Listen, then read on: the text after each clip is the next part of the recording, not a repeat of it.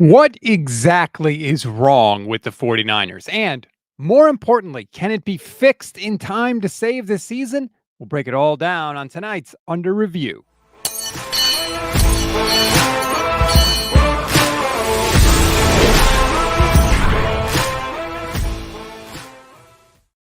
What is good, everybody? Welcome to another Gold Standard podcast on the Gold Standard and the Fans First Sports Network. I'm Rob Stats Guerrero. Vish Kumaran's going to join us in a second. He had some technical issues that we're trying to iron out here, so he's going to pop in when he can. The purpose of tonight's show is very simple. Can we determine, number one, what is wrong with the 49ers? And number two, can it be fixed in time to save the season? The bigger question is probably number two, but we'll get to all of it tonight. Obviously, the Niners are still reeling after the 24-23 loss. Another 10-point lead blown, this one coming in the fourth quarter. We all know what happened. Brett Davis, YouTube channel member, says, "Good day, all. Couldn't face the instant reaction show. Too much anger, frustration, and disappointment." They are very therapeutic. So if you can join, I highly recommend it. It's cathartic. It helps you get through it a little bit. But if not, I understand. Thank you for joining us now. I appreciate it. Thomas Latrell says, is it a real show this time? Yeah, so I was doing a Bleacher Report stream, and they allowed me to dual stream it, but there were some technical things that I didn't quite understand, and I ended up accidentally going live on YouTube and not knowing it until people started DMing me and mentioning me on Twitter. Thank you for everybody that did, by the way, because I would have had no idea, so I do appreciate that. All right. As I see it, there are three things that are wrong with the 49ers. Struggles in the red zone, turnovers, and a defense that cannot stop people in critical situations. If the Niners could fix one of those things, I think they would be okay, and they definitely have a winning record. The problem is that all of them are happening at the same time. And that's why this team, despite the talent, despite Kyle Shanahan being an excellent play caller, which, by the way, he still is, that's why they're losing, because all three of those things are happening at the same time. And we can get into all of them, and we can break it down. But the question, I think, is, can you fix one of them in 3 days? Just one of them, right? If you can, then you got a chance to save this thing. If you can't, then you're going to lose Thursday, and that's going to be a wrap on the season. So, as Jeff says, this Thursday night game is essentially the 49ers season, 100%. Newbie says, no, it can't be fixed. Well, hold on. Give me a chance to maybe make you feel better. Andre says this defense is not the same anymore. I agree, Andre, but I think it can be better than what it's been, is what I would say. Let's get into everything one by one. The red zone problems at this point, I mean, we've said a lot about them. I just saw a tweet before I hopped on that kind of helps put thing in perspective. Josh Dubow has some really good thoughts. He covers the NFL for the Associated Press. He tweeted this out. Brock Purdy completion percentage in the red zone by season. 2022, he completed 76.5% of his red zone passes. Last year, 2023, 70.3% of his red zone passes. This year, 2024, Brock Purdy's completing 56.7% of his passes in the red zone. That is a disturbing trend. That does not make me feel warm and fuzzy. I don't love it. Now, the huge caveat, of course, is that Christian McCaffrey is not here, but that can't be enough of an excuse, to be honest with you. Is it a factor? 100% it's a factor. But you can't just say, well, I don't have Christian McCaffrey. One of my 5 All-Pros on offense isn't there, so now I can't be expected to perform. No, sorry, Brock. You got to be better than that. Kyle, your play calling has to be better than that. Has to be. Has to be. But that's just one tiny illustration of just how much they have struggled once they get to the red zone. And it's really masking, I guess is the word I want to say, the fact that this offense has been really good this year at moving the ball down the field. The 49ers have 33 more first downs than their opponents this season, as Michelle Majuk just texted me. That's 10 higher first downs, and it's 10 more first downs than any other team. 10 more than any other team in the NFL. But it's just that when they get down to the red zone, they can't cash it in. And that's the frustrating thing, is like, people say like, oh, Kyle can't call plays anymore. Yes, he can. They are moving the ball down the field. When they get to the red zone, that's when they stall out. And is some of that on Kyle? Absolutely. Some of that's on Kyle. Some of it's on Brock. Some of it's on the offensive line, who seemingly can't run block when they get down in the red zone. Another good tweet. This one comes from Rich Rebar. Let me throw this up here. The Niners are second in the NFL in rate of drives to reach the red zone. Almost 48% of their drives reach the red zone. Almost half of all their drives, including drives at the end of the game, everything. Almost half reach the red zone. The problem? Only 41% of their red zone possessions have been touchdowns. Third worst in the NFL. They are 9 of 22 in the red zone. That is hideous, hideously bad. Even if the defense doesn't pick it up, even with turning the ball over the way they have, and they've turned it over a lot, they're still getting to the red zone on 48% of their drives. So like I said, if you fix one of these things, the Niners are much, much better. So that's the frustrating thing for me. The Big 25 says the most 10-point losses by the 49ers by a 49ers head coach in history, including regular season and playoffs. Shanahan is 18. The next closest is Bill Walsh with 8. Yeah, I don't really care that much about that. They're not all 10-point losses in the fourth quarter. Like, for example, the Super Bowl this year, the Chiefs had a 10-point lead in the second quarter, okay? A 10-point lead is not a massive lead by any stretch of the imagination. By halftime of the Super Bowl last year, it was a 7-point lead. So, like, we got to, like, this whole 10-point lead thing, it's never been easier to overcome a 10-point lead in 2024. Now, it doesn't totally excuse it, no. But to compare him to Bill Walsh and guys like that, it's a different era of football. A 10-point lead was way harder to overcome back in the day than it is now. As we welcome in Vish Kumar. And Vish, how are you, sir? Not great. The technical issues for me have been quite difficult.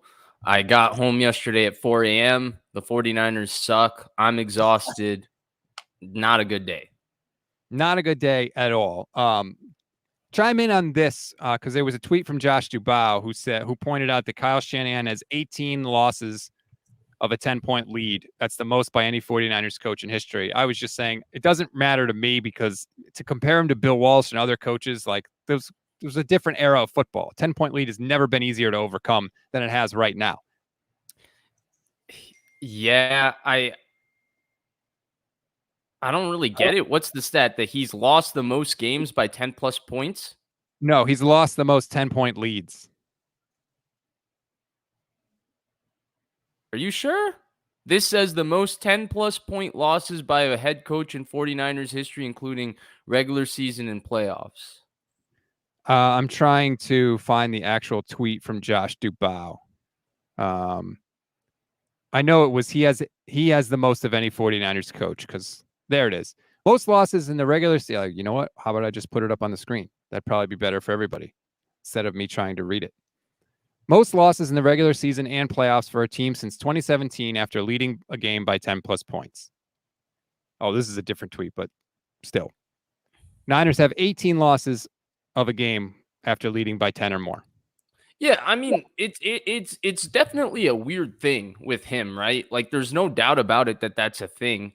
I guess where I don't like this conversation is we've beaten the dead horse for 6 years that this exists with him. Everybody's been saying that this exists with him since 28-3 when he was a freaking coordinator. What nobody is telling me, what nobody is asking, is the questions of why it keeps happening. And nobody is finding a solution of why it keeps happening. And for me, I think why it keeps happening directly correlates with the fact that I think this team has outperformed their talent in a lot of these years. In 17 and 18, they were in games they shouldn't have been in with the type of roster that they had, strictly due to coaching and schematic advantages. This year, I wouldn't say it's that similar to those 2 years. It's a very different thing, but something I've been steadfast and consistent about since before the season started. This team is not that much more talented than the other teams in the NFC like years in the past, and therefore I'm not as surprised when they have these close games that they lose, because teams that are within, 5 to 15 in the NFL that are vying for all of those wild card playoff spots that don't necessarily have uninhibitedly the top 2 or 3 rosters in the NFL, they're typically stuck in these situations, losing these middle of the road games. Unfortunately for the 49ers, they've looked that much uglier than any other team because the Rams and Cardinals losses are 2 of the worst losses of this entire Shanahan era. Yes. And there's so many places we can go, can't we, Rob? Like, we can go to management because there's some management issues starting with Shanahan that's affected this team from before the offseason, players that they've signed. There's personnel issues with this football team. There's game management, coaching. I'm sure you're going to get into it, especially when they kick a 20-yard field goal in a 1-point game. With your freaking punter. Don't forget. There you go. Antonio, YouTube channel member for 14 months. Thank you so much, Antonio. I really appreciate that. If you want to become a YouTube channel member, it's less than $3 a month. Get custom emojis, priority comment response, membership badges as well. Please help support the show if you can. Antonio says, I watched the All-22 and Purdy was worse than I thought. Missed throws, 2 missed outs on the opening drive, missed reads, bailed clean pockets, missed open receivers in the end zone, or in the red zone rather. Bad. I agree, Vish. I think we got Iowa State Brock Purdy yesterday. It was one of the worst games I've seen him play. Yeah, I agree. He didn't play well, but I think yesterday was the first example of what happens when the 49ers run game is kind of scared out, which that's what happened yesterday. They were kind of scared out and spooked out of running the football. It wasn't something they kept with consistently, and it wasn't something they were necessarily having consistent success on a carry-by-carry basis with. And they didn't get strong performances from anybody in terms of their weapons outside of Brandon Aiyuk. And we saw their quarterback had some issues. He had some issues where he was running around, not knowing what to do. What did I call it last week? Calm chaos. Yesterday was all just chaos. There was no calm in it. It was just chaos. He's played well for the most part this year, so I don't want to really beat down this performance because I think he's probably been their strongest offensive performer through 5 weeks, without a doubt, when you consider all 5 weeks put together. The problem is I think that there's certain things that we tend to omit when things look very good because the offense is flowing, there's play action, the weapons are going and all of that. And we say, oh, this is all the quarterback. Yesterday was an example of when the game is all on the quarterback, how difficult it can become. Brock Purdy had to be Josh Allen for a day yesterday, and he didn't really like that job. Nobody would. It's friggin' hard, man. There's a reason that guy is an alien. Before you jump down, this was my thesis, and I want you to see if you agree with me. I think that the 49ers have 3 main problems right now, and I think if they could fix any one of them, they would be much better than they are. They would be fine. They'd probably have a winning record. And the 3 problems are red zone ineffectiveness, turnovers, and a defense that can't make critical stops when they need to. If they only fix one of those, I think they'd be fine. But the problem is that all 3 are happening at the same time. I agree. And then I would throw one more in there. They're just a bad team after the catch now. I think they're 32nd in yards after the catch through 5 weeks. They don't get anything after the catch. And speaking of which, Brandon Aiyuk had a couple of nice run after the catches yesterday, but I think Jennings is really the only consistent guy that gets extra yardage these days. Deebo Samuel in his fantastic camp in shape. Well, while getting in shape, he left his yards after the catch and yards after contact out. And you know why this is, Rob? It's because they're throwing the football more down the field. The higher depth of target means that these guys are not catching the ball in space any longer. The catches are more contested. It's more tightly contested in terms of where they're throwing it. That's why we're seeing so many more higher level throws from Brock Purdy overall this year. And that's really the case. But that's another thing that's completely gone from this offense. And when you say, Rob, like 2 of those things, yards after the catch, and then specifically the defense getting stops in key moments, which I also think you're more specifically referring to the defensive line getting pressure in key moments, those are the bread and butter of the 49ers the last 5 years. They're tough as hell. They run the football. They run after the catch harder and stronger than anybody else, and they put pressure on the quarterback. That's not who this team is. They don't have that in their DNA. And I think people are like, well, this is a different iteration of the 49ers, blah, blah, blah, blah, blah. They're not going to be able to rush the passer with these 6 guys, these 7 guys. Robert Beal is useless in the rotation. Leonard Floyd does nothing. Jordan Elliott is not a pass rusher. Malik Collins is okay. What are we talking about? Devondre Campbell stinks. Talanoa Hufanga is not playing well. Jair Brown is not playing well. Malik Mustafa is a rookie. That's 6 different guys that are key contributors on this defense that we're flat out saying are persona non grata. They're not that good. And so that's really the problem. I think that I know that you isolated it down to 4 and I added 4 more to that, but it really comes down to those 2 things. They've lost their identity because they no longer have the meanest, baddest defensive line in the sport. And they have straight up weaknesses on this defense that get picked on every critical down, whether it's Yadam, whether it's Campbell, whether they have to blitz because they can't put pressure on the quarterback and the blitz can't even get home and the guy is throwing 4th and 5 from his own 35-yard line. He's throwing a fadeaway corner route against man coverage when you have a free rusher. This is egregious. That 4th down, I knew they weren't going to stop them. I had no faith whatsoever that they were going to stop the Cardinals. They Clearly, John Gannon didn't have any faith that they were going to get stopped either. It wasn't even a question. It wasn't even a thought process. They went straight for it. They haven't been able to make that stop in 2 to 3 years. That's the problem. They haven't been able to make that stop in 2 to 3 years. And you mentioned DeAndre Campbell, that poor guy. Even when he does something good, Vish, he ends up hurting the team. Watch this. This is DeAndre Campbell knocking the ball away. Look at Fred Warner.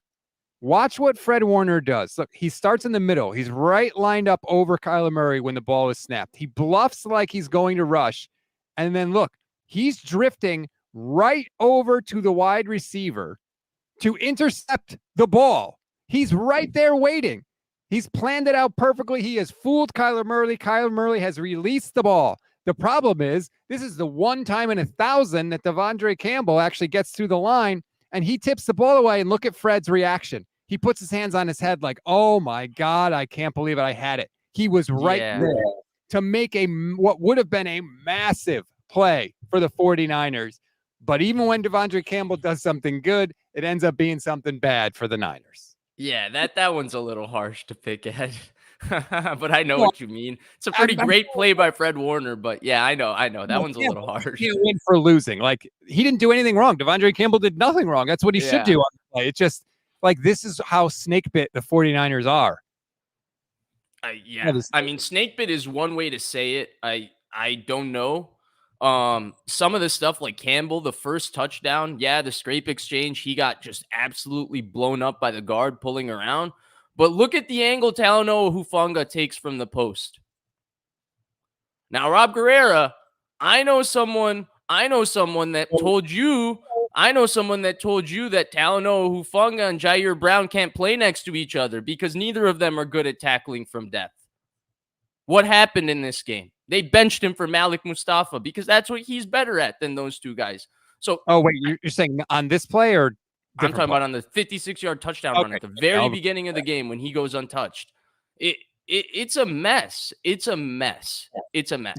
Hufanga's been bad. Like, he was lost in the sauce on that play. He wasn't even close to knowing where the ball was. He had a couple of rough missed tackles. One on a screen to James Conner that he had him dead to rights, and he dove at his ankles from like 50 feet away. He does not look confident right now.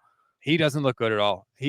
I'm not sweating his free agency. And I love him because he makes some big plays, but there are too many whiffs, too many devastating errors, and he's not making those game-changing plays anymore. JM18 says, yep, Huff is not resigning. We have Brown and Mustafa. Well, we have Brown and Mustafa is not a we have. Right. They are playing. So, like, this is the other thing. As we talk about the defense, they can't get a stop when they need to. They keep talking about, oh, well, we got to get back to playing our defense. We're going to keep our system the same because it's really good. We're going to keep everything the same. Yet, why is it, Vish? They're always confused on defense. They're always confused. You can see it pre-snap. They never know what is happening, especially when the other team bunches up. Brian Baldinger just put out a breakdown of this. Anytime you've got like a 3-receiver stack, you always see the 49ers players communicating with each other. I got this guy. You got that guy. Who got this? What? And what happens? 2 guys cover the same player and another guy is left wide open for a big first down. It happens every time the Niners are in a critical spot. And if you're watching the stream, you could see right now, Jair Brown is pointing to somebody for Charvarius Ward. And what happens? Look, 2 guys on a receiver. Michael Wilson is wide open by 10 yards, a 10-yard radius of grass around him. And it's easy money for these quarterbacks. Because Rob, this is where, some of the players that were very good on this team when they made Super Bowl runs that maybe weren't the all pro players, and the media didn't cover them. The media didn't want to talk about them. They didn't want to get clicks because they're not coach's friend going in motion. All jokes aside, I just like that comment by JT Sullivan. I think it's just funny. But all jokes aside, they had Tashawn Gibson, who started a lot of games and was a good communicator back there.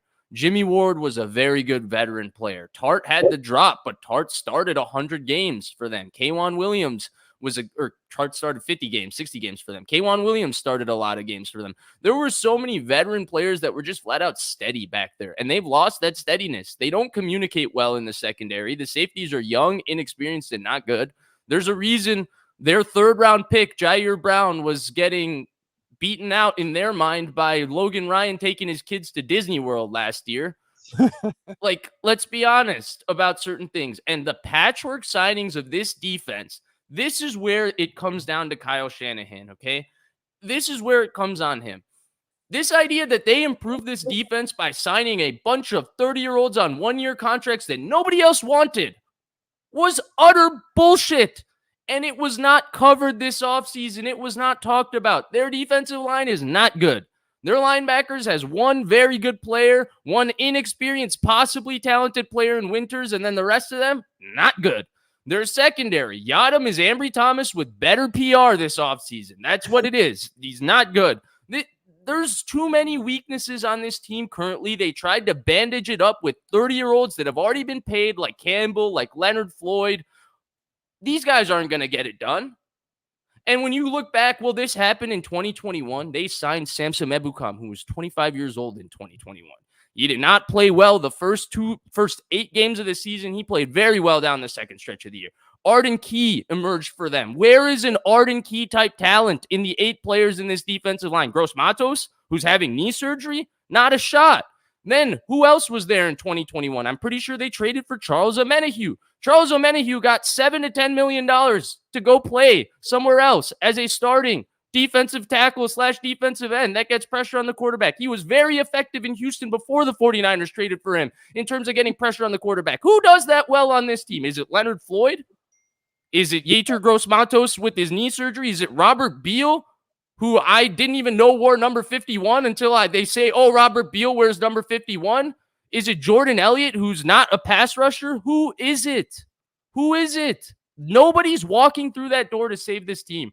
And so coming back to your original topic, Rob, of the 4 things you mentioned, the most fixable thing for this team, how they improve from here on out, because this defense is what it is. It's middle of the road at best. At best, it's middle of the road, and that's because they have 2 all-pros who really are playing like all-pros in Bosa and Warner. Mm-hmm. The red zone offense, that's the one fixable element of this team. And in the red zone right now, they don't run the ball that well. Brock Purdy makes a lot of off-schedule plays between the 20s. In the red zone, when he makes these off-schedule plays, he doesn't feel like he wants to pull the trigger throwing the ball. He kind of just runs around and throws it away. There's not an effectiveness to their red zone offense. They're one of the most effective teams in terms of getting into the red zone and one of the worst teams in terms of scoring in the red zone. That's a recipe for disaster. That's the one element of this team that I think can do a total 180. And that's the one element I think that if they do a 180, they can go to the playoffs as they should.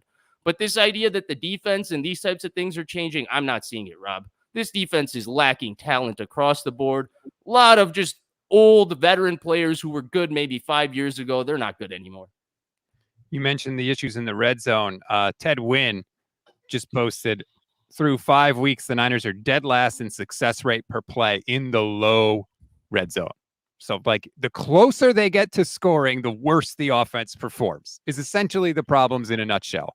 And that can't all be put on the foot of Christian McCaffrey being out. It can't. Like, you still have multiple all-pros. It has to be better. But if I had to pick one, Vish, I would say the most fixable problem that they could fix by Thursday is turnovers. Protecting the football. You have to stop giving. What did Mike Singletary say, right? We are not a charity. We can't give them the ball. We have to stop turning the ball over, whether it's special teams return fumbles, whether it's Brock Purdy throwing tipped interceptions, whether it's Jordan Mason dropping the ball from the 8-yard line in a critical spot that could have put the Niners up 2 scores at the end of that game Sunday. They have to stop giving the ball away. Yeah, so I actually think the opposite of the two. So I think the turnovers thing is the one that's most directly correlated with Christian McCaffrey. Because if you look at the Shanahan era, this has been a high turn. We can blame it on Garoppolo, but it's been the case with Purdy too now. In the small sample size that we've had without Christian McCaffrey, they turn the football over when that guy doesn't play.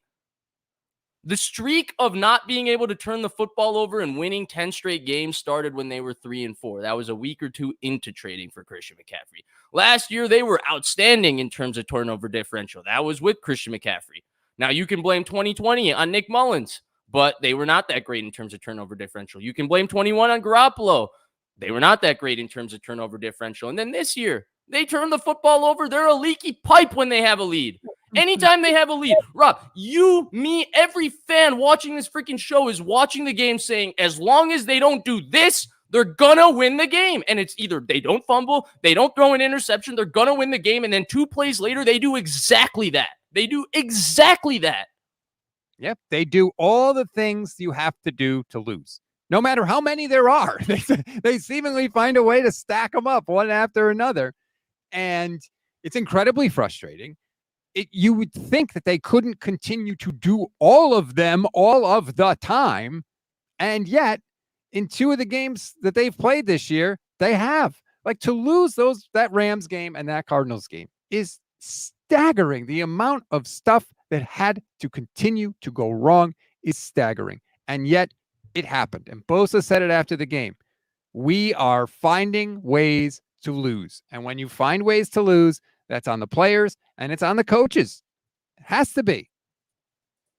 100%. Now, here's my thing with the Bosa statement. I think everything Bosa said after the game was right. I think it was fair. The lack of complimentary football, some of the adjustment issues, all of it. I think it's fair.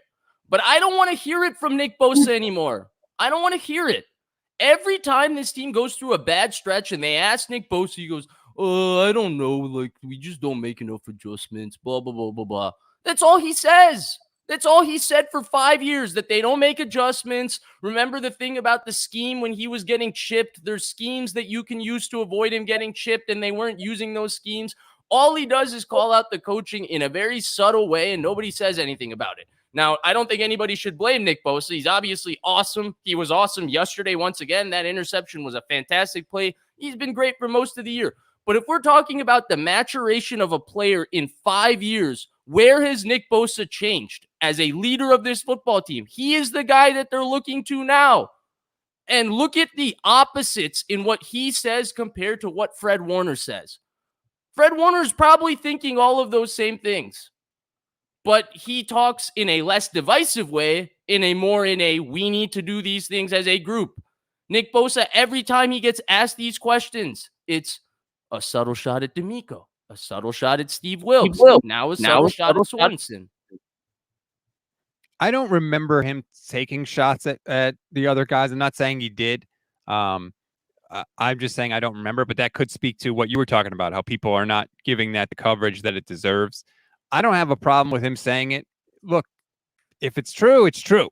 And I'd rather somebody acknowledge it, right? What I do have a problem with is what happened with Diamondor Lenore after the game. And it's not just this game. It's been other games the 49ers have lost. I'll put it up on the screen. Here's Diamondor Lenore in the locker room after the 49ers lose. It ain't no such thing as bad. It ain't no such thing as bad weather, just soft people. And nobody here is soft. So we ain't going to blame it on the weather. You know, they lucked up and got one. Congratulations to them. No, Vish. I'm so sick of that. They lucked up and got one. Congratulations. That's the problem with the 49ers. The culture of the 49ers is nobody ever beats us. We're always good enough. It's just something happens that's totally out of our control, and that's why we lost. They always have an excuse. It was hot in the dome. It was raining. We were slipping, falling down. So that comes from Kyle Shanahan, and it has to stop. Until they actually think that there need to be changes, they're going to keep making the same mistakes over again. And it seems like the 49ers themselves don't actually think there need to be changes. Yeah, I 100% agree with your overall point, but I actually, so funnily enough, I get on Bosa, right? I wasn't that mad at what Lenore said, and here's why. There's two things why. It's not that what he said was the right thing. No doubt, it was the wrong thing. You covered that. But one, he's an NFL football player who actually played in the game after the loss. So he's got his emotions running, whatever. Shoot, I lose games of Uno to people, and I have 5 excuses 5 minutes after the game because that's how competitive I am. Surely an NFL player. It's not 5 minutes after It's the an game. hour after the game, Rob. It's his job. It's his profession. He's emotionally tied to it. But here's the second part to it. Players are supposed to believe that.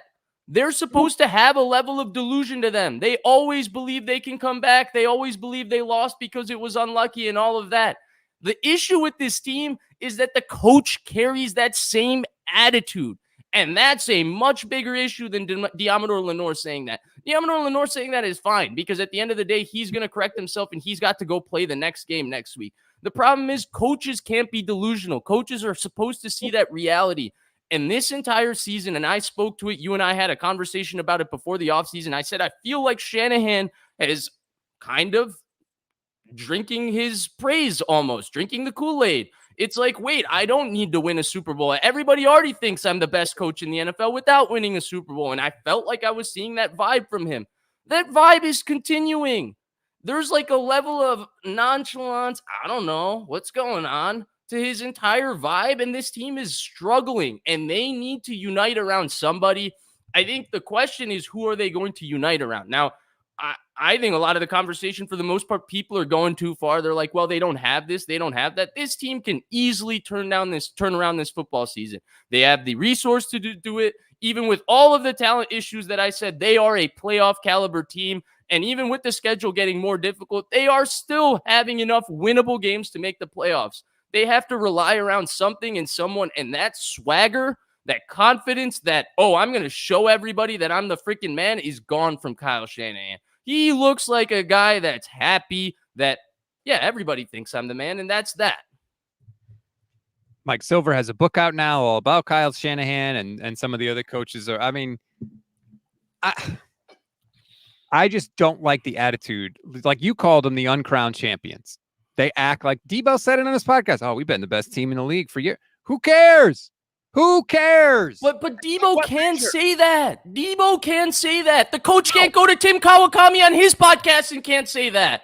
Neither of them can say it. Deebo is a player. Players are going to be delusional. That's part of what makes them get to the NFL. They believe that the 0.01% of chance can happen, which is like the fact that anybody can go to the NFL, which is 0.0001% chance for each and every human being. They have a level of delusion to make it to where they are. You don't get there without believing in yourself like that. But the coach has to see reality. No, first of all, the coach has just as low odds to get to the NFL as the player. So if if you're the coach's son.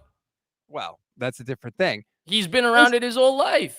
There's a difference in believing in yourself and your abilities and saying we're the best and anyone that beats us is lucky. That's not the same thing. Why do you think Deebo says that, Rob? Why do you think? Do you think it's because he's probably heard that in meetings? He's probably heard the head coach disseminate that exact message to the entire football team. Hey, guys, we should have won these games. Let's pat ourselves on the back. We should have won these games. It starts from him. I agree, but neither one of them should say it, is my point. I don't think Deebo says it if the coach doesn't carry that attitude, is my point. Maybe, but Deebo's also got to be smart enough not to say it. I didn't hear Brock saying that. He's the only one that I feel like comes in there and it's like he's genuinely messed up by the fact that they lost and he's affected. I didn't hear Trent say that. Huh? I've never heard Trent Williams say we're the best team. So some guys seem to get it. I'm not sure about that Trent Williams thing. The Big 25 says that culture starts at the top. When has Shanahan ever taken accountability for his mistakes? I mean, I'd be nice to hear Kyle Shanahan say, I got to do a better job in the red zone. Like, I don't care, Rob, if he takes accountability or not. Like, that's so, like, whatever. It's nice if he says it. I don't really care if he says it. My issue is that nothing has changed. And the way he went about this offseason managing this team was a total mess. Signing all of these 30-year-old players, pretending like they were just going to replace veteran players who had been good for them for a long time, treating guys like Jimmy Ward like they were just chopped liver. Eric Armstead was a team captain for 7 years, and they just let him walk out the door like he was nothing, as if Malik Collins was going to replace Eric Armstead. Well, Please. hold on. They let Armstead go because he couldn't stay healthy. Sure, but they didn't need to pretend like Malik Collins was going to replace him the moment he walked out the door, right? They immediately have their number one PR guy talking about Malik Collins' interior pass rush win rate and how it's that much better than Eric Armstead's in his career. Where is that interior pass rush win rate? This is one of the worst interior pass rushes in the NFL, and it was that way even with their $20 million Javon Hargrave man. I agree. It has not been good. It has not been good. You miss on Drake Jackson. Right. That they've you whiff on all of these things. That's Robert why you're cap strapped. You're paying these guys. Nobody wants to sign 30-plus-year-old defensive linemen in the first week of free agency. Nobody plans to do that. It's not great right now for the 49ers. We talked about the defensive struggles already. I wanted to get to that because that's incredibly frustrating for me, how they always seem confused.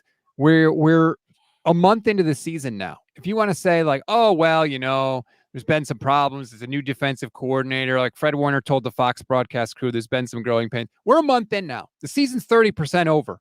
Those have to be fixed by now. You can't, if you're still having the same problems after a month, that means you don't know what they are and you don't know how to fix it.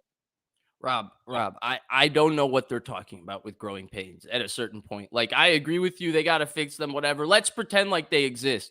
Growing pains isn't the issue that a free rusher can't get home and a 5'9" quarterback is drifting back 5 yards on 4th and 5 and throwing a corner route.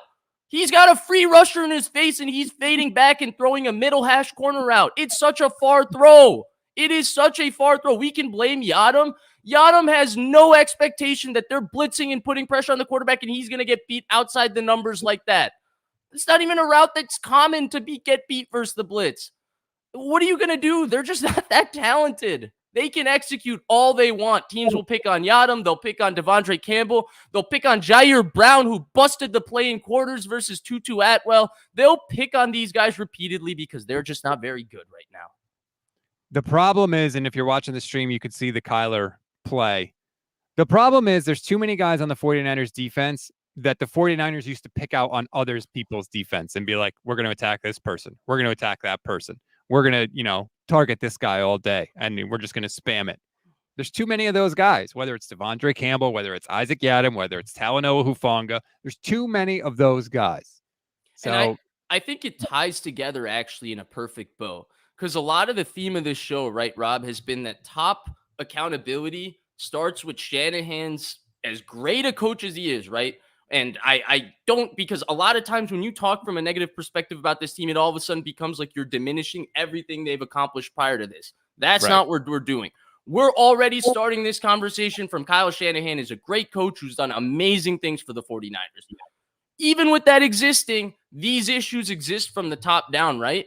And that arrogance goes into how they manage this football team and how they allocated resources. He thought they were the best, so they kept running it back. Revenge Tour was the first time in 2021. Revenge Tour was the second time in 2022. Third time in 2023. Fourth time in 2024. They never changed the DNA of this team. They just kept bringing back their stars, who then were making more money, and they were unable to replenish the depth around them, all the way to a point that now they have a bunch of aging, overpaid 30-year-olds that nobody else in the league probably wanted. And they had to go sign because they had no other resources to go replace all of the guys they lost because they had drafted crappy. They lost a bunch of picks on a quarterback that turned out to be a total biscuit.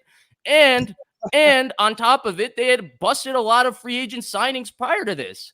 It's a enormous sequence of mistakes from a management standpoint that have compounded to this situation. And it all starts from the fact that Shanahan has this underlying belief that this core group should have won a Super Bowl 4 years ago, so therefore they should win a Super Bowl today. And that is delusion. You're not wrong, Vish. You are cooking tonight, as a matter of fact. So I'm upset, Rob. I didn't sleep a lot. I was trying to watch this game. I expected the 49ers to win this game. I expect the 49ers to still be a playoff team. There's so many things fixable. And yet they have two of the worst losses in the entire league. Now, people will say and have said, and that it is true, that Kyle Shanahan he has a losing record in October as a head coach, that his teams are generally not good at this time of year, and they have gotten better as the year has gone on. I agree with that. But just because they started 2-5 one year and just because they started 3-5 another year doesn't mean that you can automatically pencil them in for this late game, 10-game winning streak. That doesn't just happen. And in fact, Kyle Shanahan himself said as much on the conference call today. They asked him specifically that question. Hey, you've come back from before. Doesn't that help? Here was Kyle's answer. When you have a lead on people, you need to finish them. The way you finish people. Sorry, that was the wrong soundbite. I'll get it up in a second. That's a great soundbite too. Tell us how to finish them, Kyle. Tell us. Because we haven't seen it. We haven't seen your theory of how to finish them at all this year. All right, here's Kyle on that. When you have a lead on people, you need to finish them. The way you finish people is you continue to score. And if you aren't doing that, you can't turn it over, and you got to stop people at the end. And we had a couple chances there at the end, especially on that fourth down. Thought Kyler made a hell of a play. But those are the plays you got to stop to win these, especially when it's tight like that. Your thoughts? Okay. So the offense, defense, special teams all needs to work together to be able to close games. That's essentially what he's saying. You have to keep scoring. He's right. Yeah, he's right. Absolutely. They need to keep scoring. And like I said, I think first thing foremost, if the red zone offense just improves and it goes to even middle of the road, probably these two losses turn into wins. They're sitting pretty comfy at 4-1, and we're looking strong for the 49ers, even if they are less talented. Now, where I think it's different from 21-22, Rob, and to just bring up that example when they've bounced back, and you can go back and look at what I said at those times. I never said the defense was the issue. People blame the defense in 21 during the Josh Norman thing, all of that. I always felt like the defense was playing better than credit. They were giving credit for. The defensive pass interferences at the time was what was screwing them, but they were getting screwed by a quarterback who was turning the football over like anybody else. And now we know, right? Now we know Jimmy Garoppolo actually freaking stinks. Now we know that he stinks, but we didn't know. We couldn't just say that at the time. We had to say it in so many veiled ways because it was personal to people. But that's the big difference. That defense, those defenses, they had the talent, the personnel, and the ability to lock in. Even the defense, when they struggled in 22, it was because the secondary went through some changes with Emmanuel Mosley getting hurt, Jimmy Ward coming back, all of those things. They got integrated. Those were good veteran players. The personnel is not changing, Rob. They're not going to find Drake Greenlaw is not going to come back in the middle of the season with an Achilles and give them the impact he was giving them 2 years ago. That's not a realistic solution here. Right. The personnel isn't changing. And so therefore I feel like there is a ceiling to this team because the defense can only be so good. People are sitting there hoping that Drake Greenlaw and Christian McCaffrey come in on a horse and save this team. There's one healthy Achilles tendon among the two of them right now. Right, and there's 4 available Achilles tendons amongst the two of them. So you're talking a 25% rate of Achilles tendons that are healthy. And as Jesse Naylor pointed out on Twitter, in 2022, when the Niners were 3-4, they were 2-0 in the division and 3-2 in the conference. In 2021, when they were 3-5, they were 0-2 in the division, but 2-3 in the conference. This year, of course, the Niners are 2-3. They have no wins in the division, 2 losses, and no wins in the NFC, 2 losses. So, it's a different situation. I have that other soundbite from Kyle. Wow, you didn't put my tweet up. That's sad. Shout out to Jesse, but I tweeted the same thing yesterday. I said 2-3 is not that deep of a hole, but 2-3 with 0-2 in your division and 0-3 in your conference is a deep hole. Well, I saw this concept yesterday, so sorry, I don't know who was first. I apologize. If I see it, I try and save it. Here's the soundbite I was talking about from Kyle. I was just kidding. When they asked him, hey, you've come back in previous years, does that give you hope? Here's Kyle. No, I don't think it pertains to anything. I think everybody goes off their life experiences, and we have, so people who have been here can always resort to that and just know how things work. I've been through a number of them in my whole coaching career, not just here. So you always know going through this that you can never count yourself out until you're actually eliminated from something. But I think every year is different, and we got to write our own story this year, and has nothing to do with other years. So he's not falling back on that. Well, we've done it before. He's saying that doesn't matter, which that's good. I like that message from Kyle Shanahan because I've heard some players say that, and you got to knock that crap right out. Yeah, 100%. For all the disagreeing we do, there's one that I completely agree with you, and that's the correct answer from Kyle Shanahan. Absolutely, that's the correct answer. Every season is its own independent animal. You have to deal with situations as they arise, not because of what happened in 1942.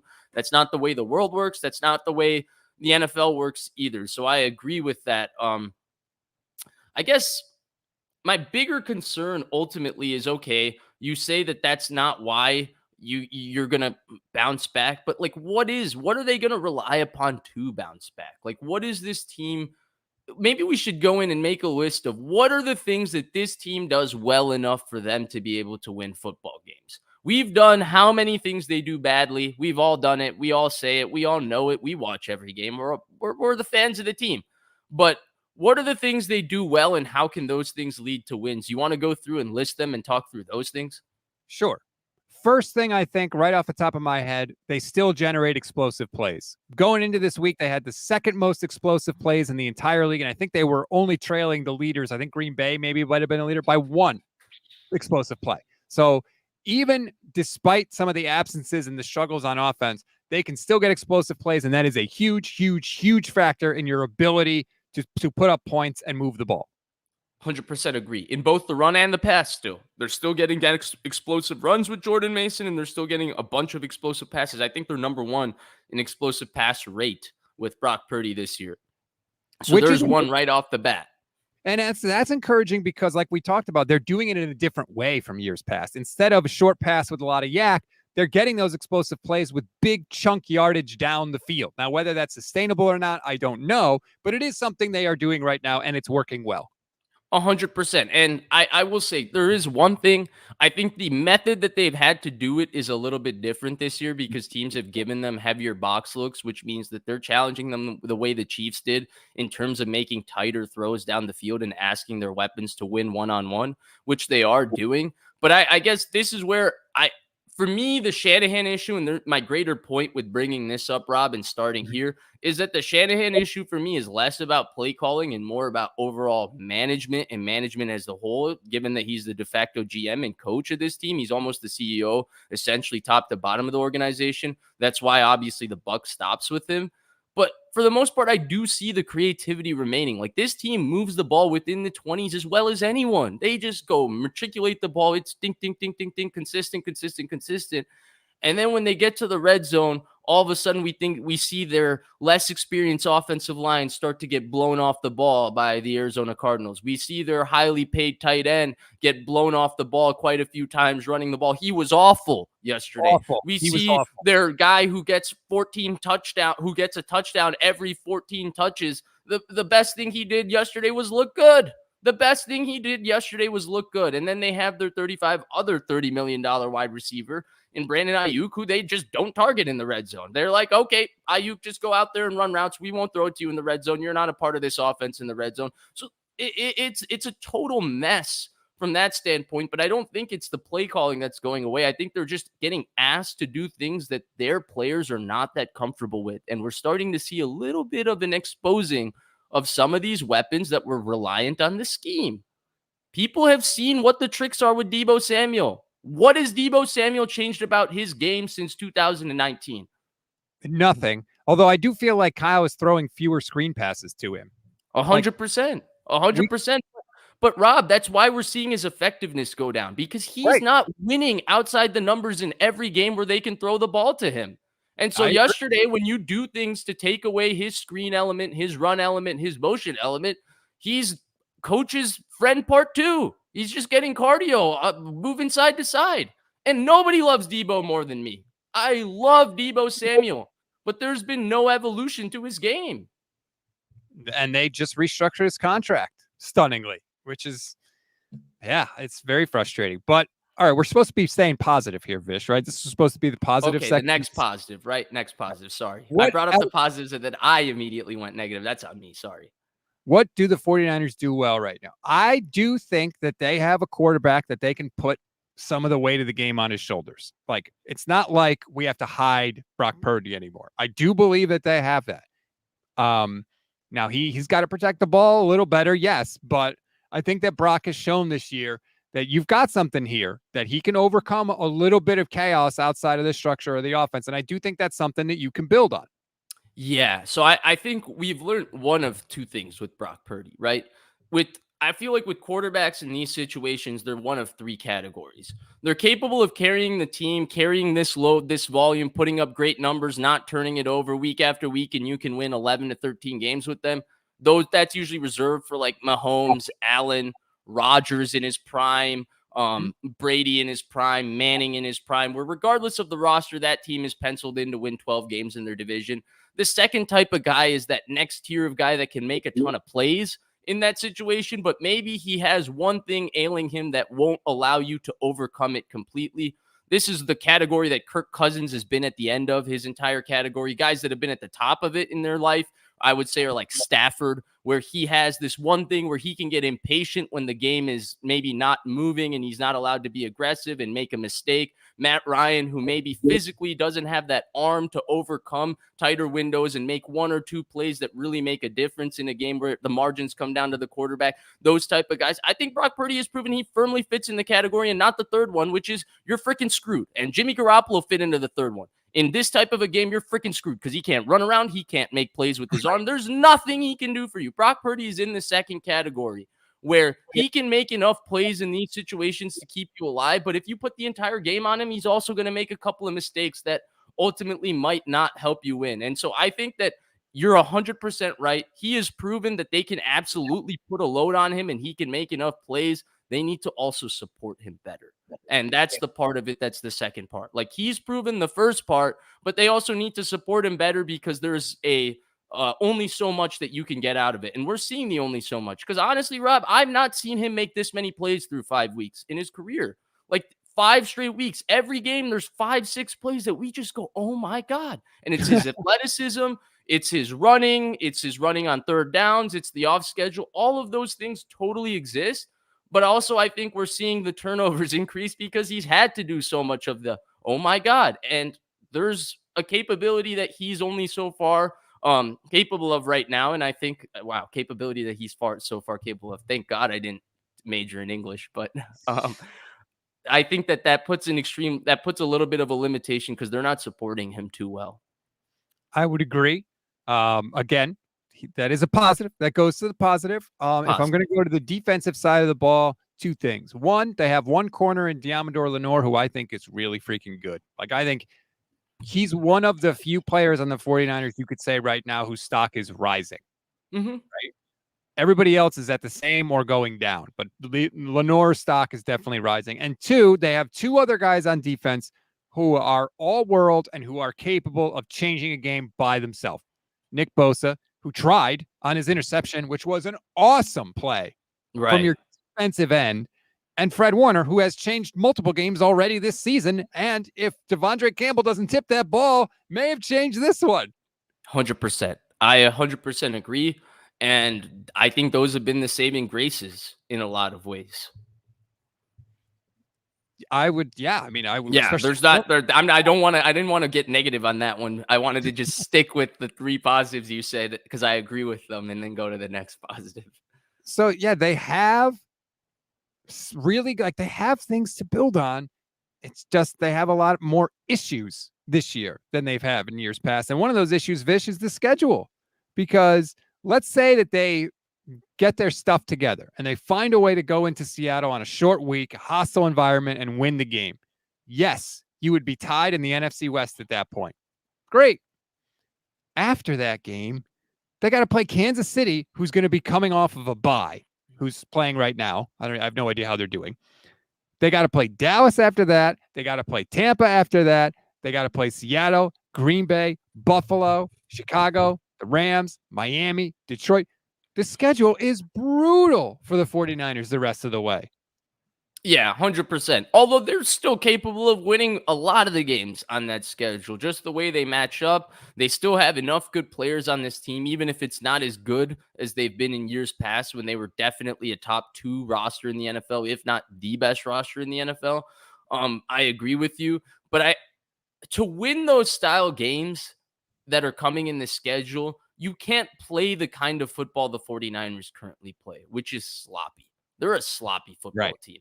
And that's really what it is. And I think maybe what concerns me most about them being a sloppy football team, not to get into concerns, but to get into concerns with the schedule, is that they're all veterans. They're all 30 plus. This isn't a young team. They're going to wear down, you're saying. Yes, precisely.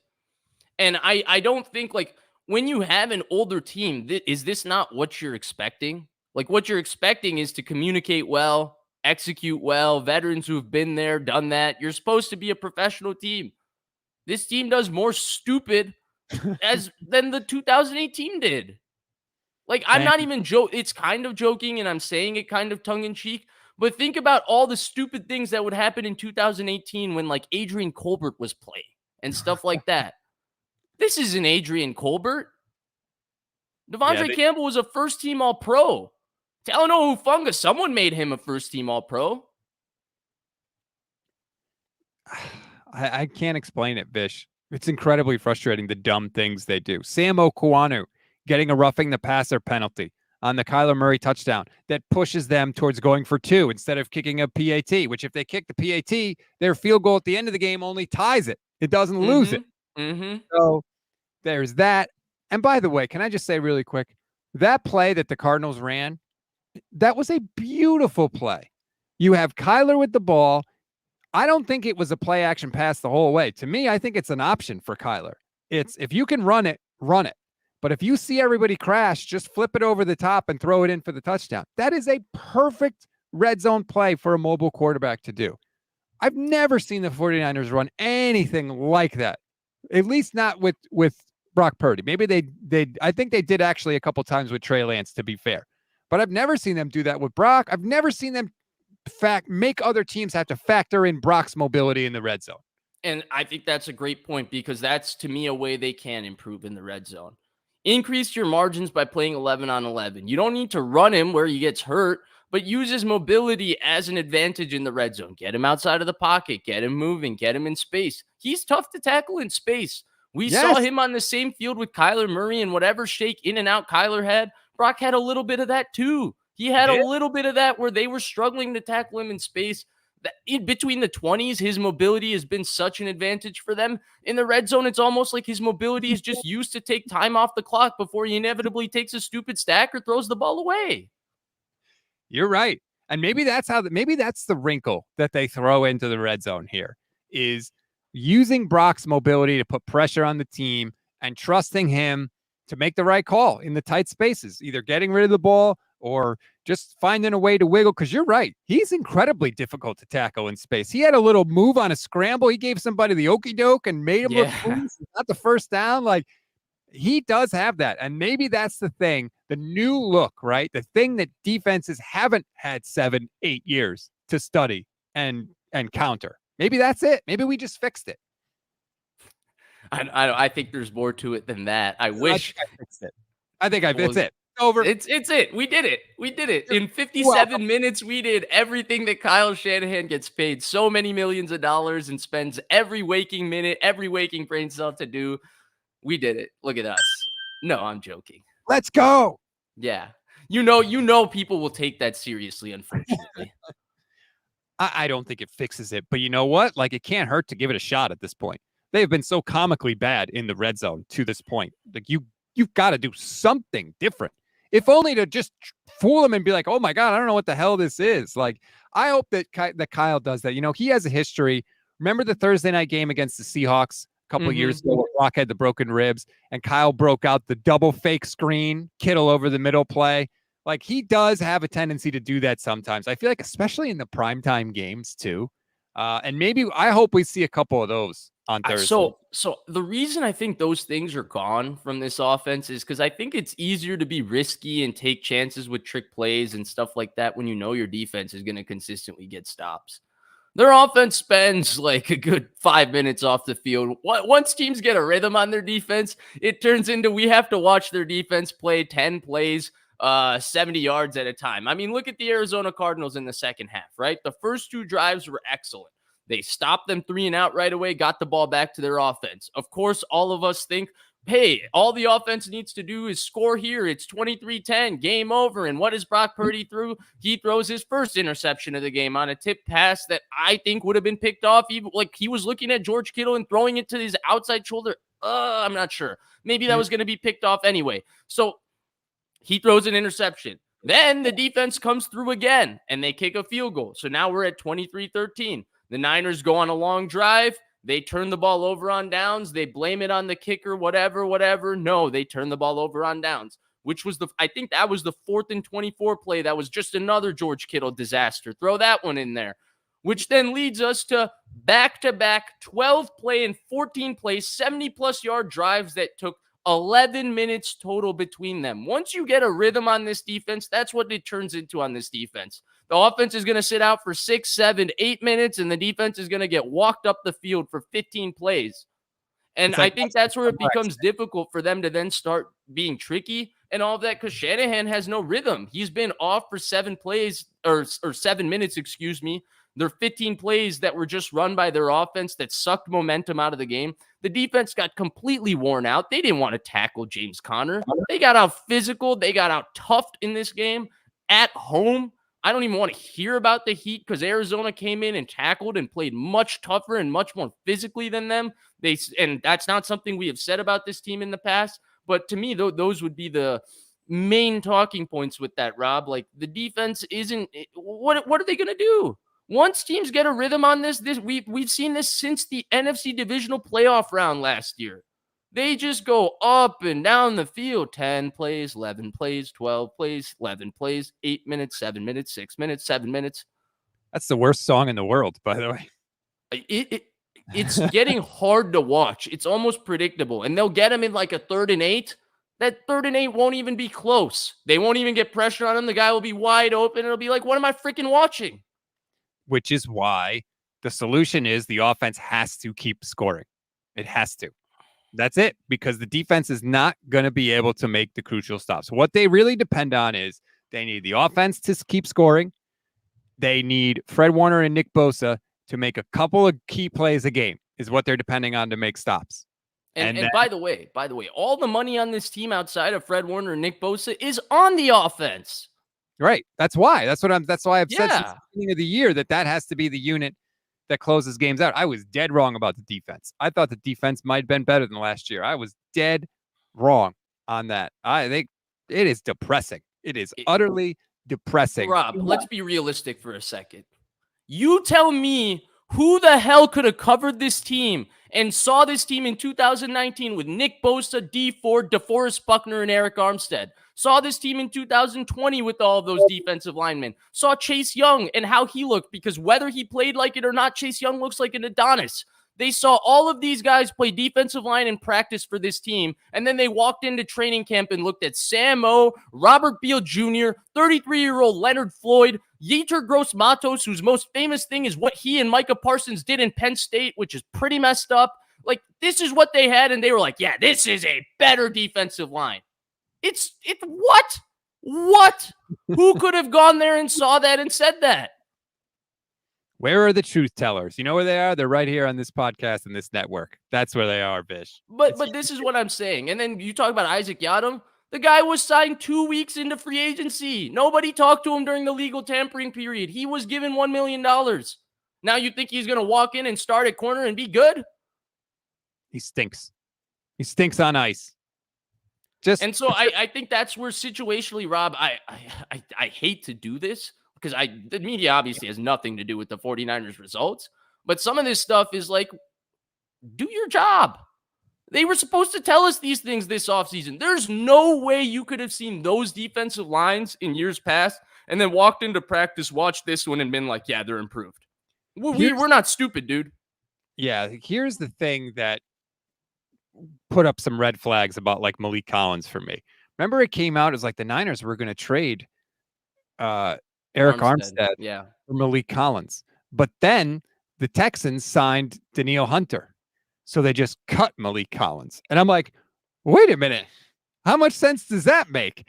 They're happy. Why wouldn't they just want more good defensive linemen? If you have a good defensive lineman, you don't cut him because you get another good defensive lineman. But that's the story that we were told, right? It was like this big coup for the 49ers because They made Malik Collins seem like what it was when they signed Javon Hargrave for 4 years, $80 million.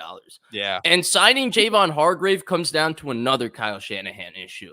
And the reason I bring up this issue is because there used to be someone on this team who used to say this to me. He's no longer there, but Shanahan loves signing players who have good games against them. They signed Javon Hargrave simply because he dominated the week 2 matchup in 2021. He was the best player on the field when they went to CenturyLink Field and beat the Eagles in 2021 week 2. Javon Hargrave dominated that game. He signed Quan Alexander because Quan Alexander returned to Georgia and had a very great game with like 20 tackles for the Tampa Bay Buccaneers against Kyle Shanahan's offense all those years ago. He just signs players based on what he sees in their performance against him. And oftentimes it leads to terrible signings that they've overpaid. I know Coach's Friend is the best signing ever. Every commentator says that to us since 2017. But you know who else they paid a lot of money to in 2017 that didn't play a snap for them? Malcolm Smith. You know who they paid a lot of money to in 2018 that was a total biscuit? Jerick McKinnon. You know who else they paid a lot of money to in 2018 that had a history of concussions and knee injuries before they signed him? Weston Richburg, who gave them 2 years of production. In 2019, you can go down the list of free agents. The way Parag structured these contracts makes it seem like the 49ers won by getting nothing from a free agent that they paid a lot of money to because they only owe him $20 million of his $50 million guarantees, so therefore they saved $30 million. That's how these stories get sold to us. But when you consistently miss in these management mistakes and you do it year after year after year, it accumulates. And that's why they needed to do a hard reset this offseason. They didn't. They instead took it and they went in even more by plunging on terrible resources, using bad money on people that are 30 plus. And it is turning out to be a total bust because the personnel on this team no longer is good. Before, when one made a lot of money, 1 through 53, 53 was still pretty good. The 49ers have a stark discrepancy between the top 10 players on this roster and 11 through 53. 11 through 53 of this roster is just not that good. But here's the thing, Vish. You can still win with a top-heavy roster. Yes, 49ers absolutely. Absolutely. You need injury luck, number one, and you need your stars to play like stars. I don't like much about Jerry Jones, but I'll say this. He has a great quote, and the quote is, "It's okay to pay a premium if you get a premium in return." And so far, the 49ers are not getting a premium in return for all the high-paid guys that they have. They're getting 2 premiums right now. The rest are underperforming across the board. The 2 premiums are Bosa and Warner. Those are the guys that are playing to exactly what they're paid. The other premium they're getting is Brock Purdy is totally outperforming what he's getting paid. So that's 3 huge financial advantages, even though those 2 guys, made a lot of money. The rest, aiyuk has been good yesterday, but not the entire week. Kittle has been good up to yesterday, but he's also missed a game, and he was terrible yesterday. Deebo is, well, if they give him a lot of opportunities, Deebo can have an okay game. Astro points out, and I think he or she is right, they did hit on some older players like Richard Sherman, Trent, Alex Mack. That's true, right? They didn't the Trent one was just a trade, and then the Sherman one was obviously an excellent signing for sure. I did not think that was going to work out at all, and it absolutely did. 100%. And then Alex Mack gave them a year at center that was, I don't know that I would call that a hit. He was 35 years old. But yeah, I guess that's fair. It wasn't a whiff, right? It wasn't like Robert Beal whiff or Isaiah Oliver whiff or an Isaac Yato. Oh, there's one. $2 million fully guaranteed. To this day, I feel like that's what's held against Steve Wilks. Of course, Rob, someone said that he wouldn't start at nickel for this team when they signed him. Well, that's why, that was a very weird. When he said that, you knew right from the jump that he was cooked. Oh, that he was in the doghouse. Yeah, it felt like it, especially because they gave him guaranteed money. Like, come on. Iceman 0072 says, let's not forget drafting running backs 2 years in a row. Yeah. Could have gotten a defensive tackle. I mean, for a guy that's able to find running backs, anywhere, he also spends a lot of resources on running backs. And by the way, it looks like he's drafted a total another biscuit at running back. Garendo stinks, man. I was so excited when they picked him. I got caught up in all the measurables. I thought holy crap, like this guy looks like he could really take some some of the pressure off Christian McCaffrey. He ain't it. And there's no with a running back. After 4 games, from a running back. He ain't it. Even right away, like Raheem Mostert, for example, every time he got an opportunity before he emerged, am I echoing? I'm echoing. I don't hear an echo. Oh, that echo's gone. I don't know why that happens from time to time. But either way, Raheem Mostert, every opportunity he got to run the football, like there was a Raiders game, I think it was Nick Mullins' first start that he came in at the end.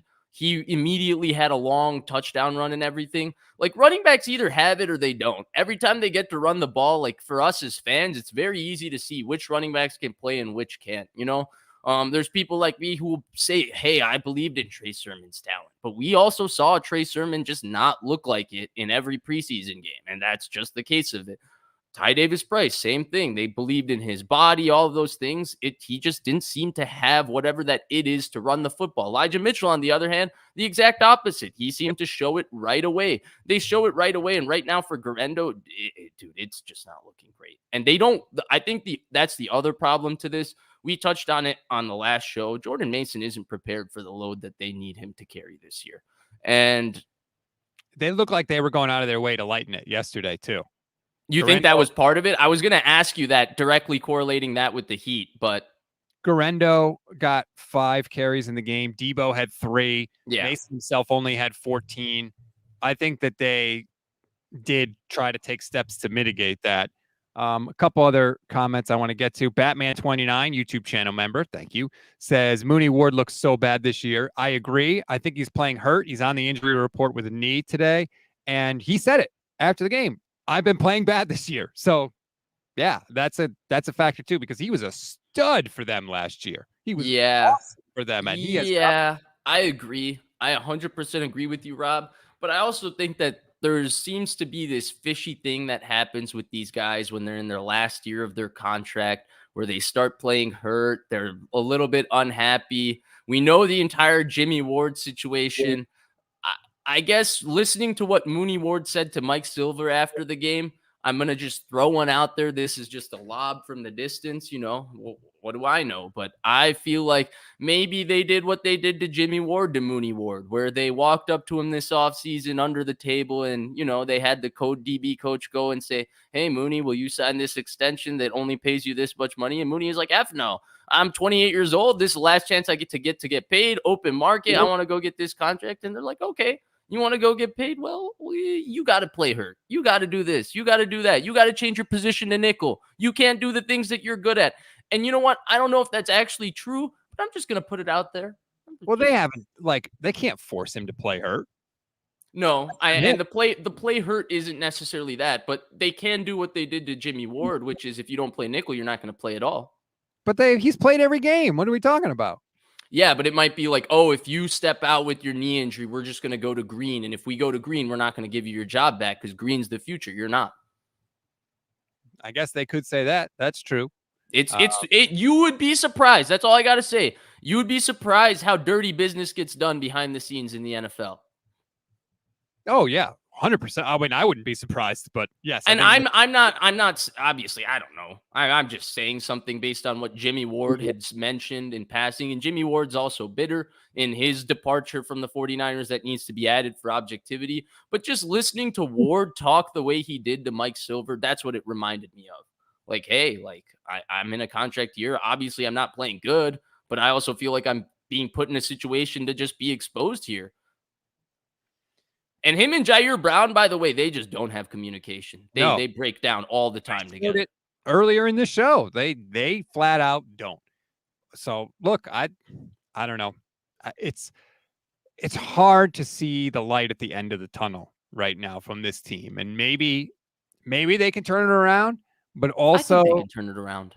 When you're hanging at the edge of a cliff, Vish, nobody falls because they choose to let go. They fall because they can't hang on anymore. And I think the 49ers are acting like, oh, well, we're just choosing to let go. And it's like, no, you're losing because you're not good. This is the best that you can do. And I don't know if what we're seeing is the bet that this current iteration of the team can do, or if they are capable of turning it around and playing much better.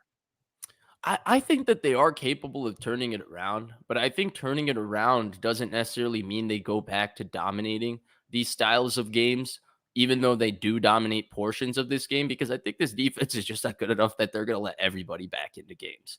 And that's the problem. But do I think they could easily close out and win these games and be a 10 to 12 win team? Abso-freaking-lutely. Abso-freaking-lutely. But you know what?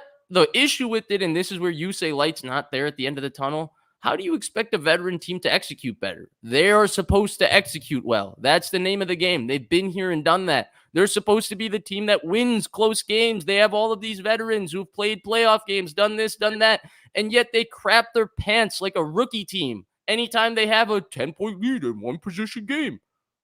The 10-point lead, like, if I could say anything to Kyle Shanahan, I literally would sit him down and I would grab his shirt by the collar like this. And I would say, 10-point leads don't mean shit. And I would just keep saying it until he acknowledged it and said it out loud. And I keep saying Kyle's an old school coach in a new school body. He thinks a 10-point lead is way bigger than it is. And I think part of it is he thinks, well, I like 10-point leads because even if they score, my offense gets the ball back and we still have the lead, and I'll be good enough to get them down the field.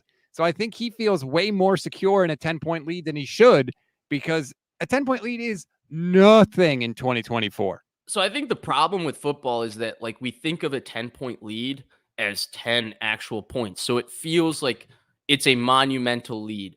I played soccer. That was a sport I played as a youth, and one of my youth coaches used to always say that a 2-0 lead was his least favorite lead, because the moment the other team scores one goal, all of a sudden you're in a freaking dogfight because it's just 2-1. They're one goal away from winning. Well, a 10-point lead is essentially a 2-0 lead, right? You're 2 scores ahead of the other team. It's not really 10 points. It's 2-0. And the moment they get one of those 2 scores, it's 2-1, and it turns into a total dogfight. Now, speaking of Shanahan, what I think he particularly struggles with, I think anytime that the game script isn't obvious, where there isn't one clear decision to make, he gets rattled. He gets totally spooked. Do I be aggressive or do I not be aggressive? Well, we're up 10 points, so if I'm really aggressive here, we could ice them out. But then if I'm really conservative, we still have a 10-point lead to fall back on. Why do I feel like this is the thought process going through his head? Because I've seen them blow 10-point leads being aggressive. I've seen them blow 10-point leads being not aggressive. I've seen them blow 10-point leads turning the football over. I've seen them blow 10-point leads having their defense get taken up and down the field. So they've lost these 10-point leads in every type of way. And I think Shanahan just gets confused in these situations. If it's not clear and obvious what the 49ers need to do, he's not sure whether he needs to be aggressive. He's not sure whether he needs to be conservative. He's not sure whether he needs to kick it. He's not sure whether he's not needing to kick it. He wants to kick 20-yard field goals instead of just getting 2 yards with his offense. I think he just gets confused in those situations. He's not that decisive. I think for him, he needs clarity. That's why he's so obsessed with researching everything and being so X's and O's oriented. I think in the moment when he has to feel his team, he has to feel his moment, he loses his calm. I wish we could have a heart rate pulse on Kyle Shanahan throughout the game and see what his heart rate is when this team is in a 10-point lead and all of that, because he coaches like the team. He coaches like he gets rattled. Like, oh shit, 10-point lead. Can't blow this one. Can't blow this one. Can't blow this one. And then he blows it. Do you think that that's in his head now? Oh, it's way in his head. We're way past that point, man. We're way past that point. I think that I don't think he gets confused. I think he has crystal clarity with what he wants to do. It's just always the conservative thing. Almost always the conservative thing. Because I think that he thinks if the worst happens and the defense mucks it up, we'll get the ball back and I'll fix it. I'll fix it then. Because he can't live with them being aggressive and not getting it and the other team scoring. Because in the back of his head, it's like, hey, if we just kicked the field goal, we would have got the ball back. We would have kept scoring. What was their point to fix it, Rob? That drive was 2 plays.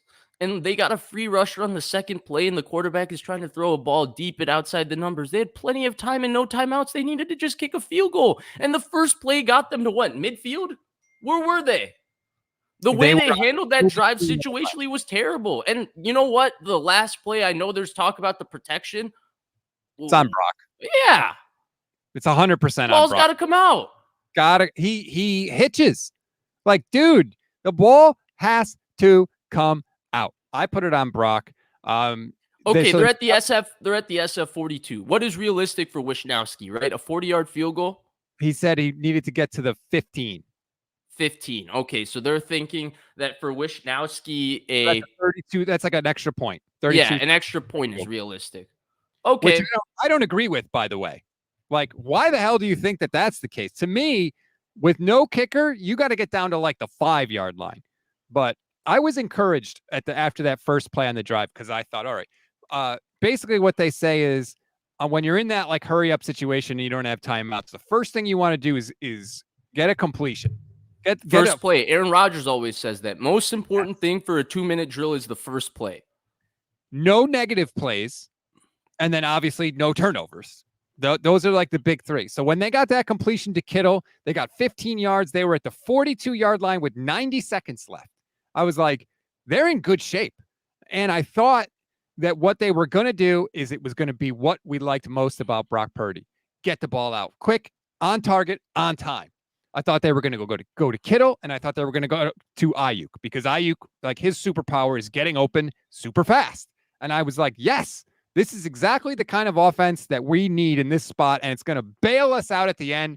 And I'm going to come on the instant reaction show, and I'm going to say this is exactly the way the 49ers have to win games, with their defense doing just enough and their offense stealing it at the end, whether that's smothering the final 5 minutes of a game with a long drive or whether it's stealing one at the end. And instead, Brock Purdy just completely screws up the play, locks in on Brandon Aiyuk, and turns the ball over.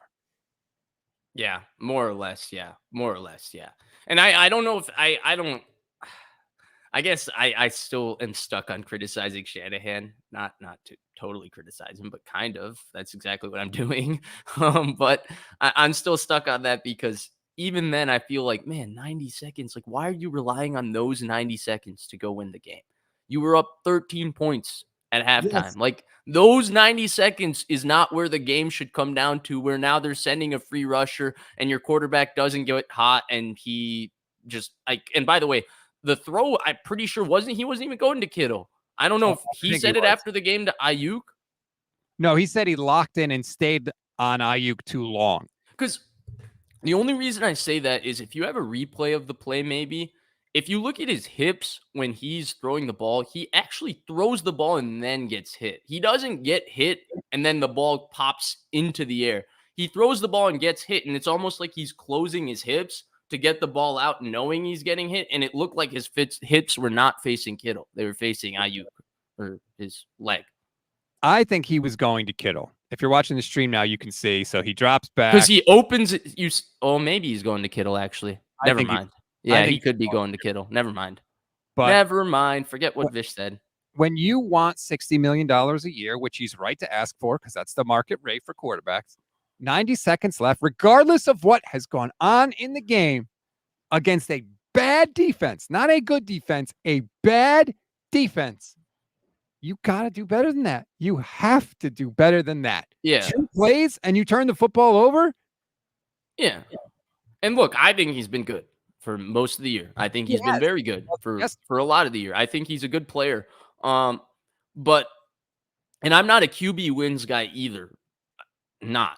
But one of the things that I remember when I watched, do you know the NFL like 100 team that they did with Collinsworth and Belichick, and they were picking quarterbacks?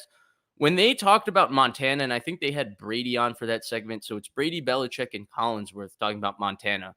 The one thing Belichick said that stood out about Brady and Montana specifically was they could get you out of this style of game where your team hasn't really played well. They haven't really played well. It's been a rough going, but they'll just win it for you at the end. They'll do just enough, make enough of those right throws to get you out of it. And then the next game, they might play well. Obviously, not every quarterback can play awesome in all 17 games. Nobody does that. Manning never did it. Rodgers never did it. Mahomes doesn't do it. Brady never did it.